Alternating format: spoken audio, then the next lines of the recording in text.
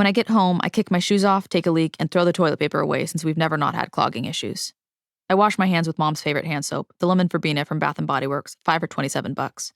I do the dishes and a quick load of laundry, pop a Stouffer's frozen lasagna in the microwave, and check the kitchen island for Mom's latest sticky note. Waldo, spending the night at Tony's. There's lasagna in the freezer. Have a great first day tomorrow. Senior year, baby. So proud. XXOO, Ma. I don't know why she still bothers with the sticky notes when she could just text. She must think they give a personal touch. Or why I keep them all. I must think so too. I head into my room with my lasagna and my sticky note, tuck the sticky note in the jewelry box overstuffed with them, and burn my tongue on the lasagna.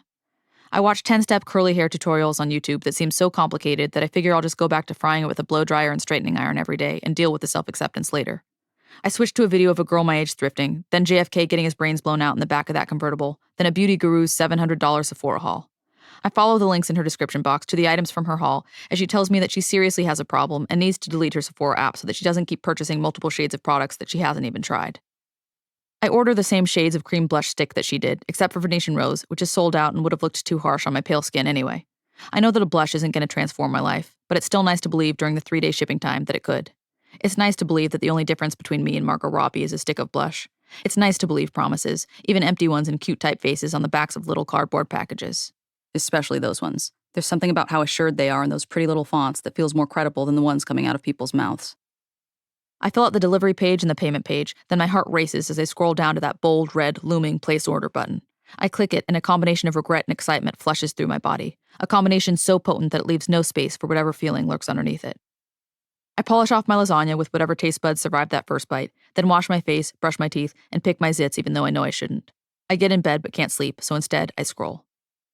I end my night by loading up a cart on Shein despite the damning ethics of fast fashion, because it's the only place you can get a pair of pants for $12.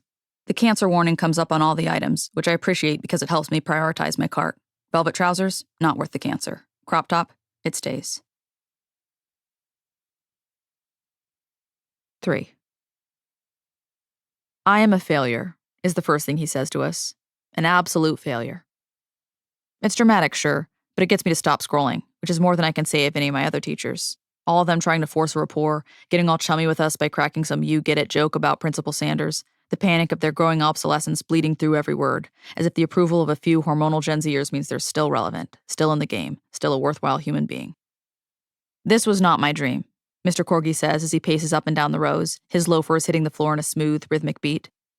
I wanted to be a writer, a novelist, but I couldn't handle the lack of security required to be one. I couldn't tolerate the fluctuating inconsequential strings of income, the consistent rejection, the scrutiny of my parents' friends. How's that novel coming, champ? The uncertainty. I chose being able to afford takeout from the Thai place on the corner over roughing it, living off of ramen noodles.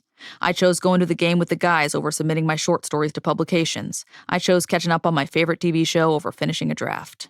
I chose comfort over betting on myself. My attraction to Mr. Korgy is instant. So sudden it's alarming, so palpable it's confusing. It's not that he's patently unattractive. He was clearly once a prize fighter. Once. But his looks have faded, atrophied, withered with the gross decay of glaring middle-agedness. And now all that's left are his deep eyes and charming smile, the last remains of a once good face. The guys I've hooked up with are all nice to look at. Maybe not chiseled-faced quarterbacks with newly minted abs, but the kinds of guys who have made at least a few girls' panties wet with their signature good feature, their pouty lips or their tanned skin or their shaggy hair. And yet, what I feel toward Mr. Korgy is more intense than anything I felt toward any of them. So I guess attractiveness and attraction are different things. Maybe what I felt in the past was appreciation for a good physique or face or haircut, and maybe this is attraction, something more primal that makes less sense. Why am I telling you all this? Mr. Korgy asks as he approaches his desk. Because in this class, I don't want your writing to be showy or cool or slick. I want you to be truthful. And if I'm asking you to be truthful, I figure it's only fair that I do the same. He tugs his pant legs up and leans against the edge of his desk. So there it is, my truth.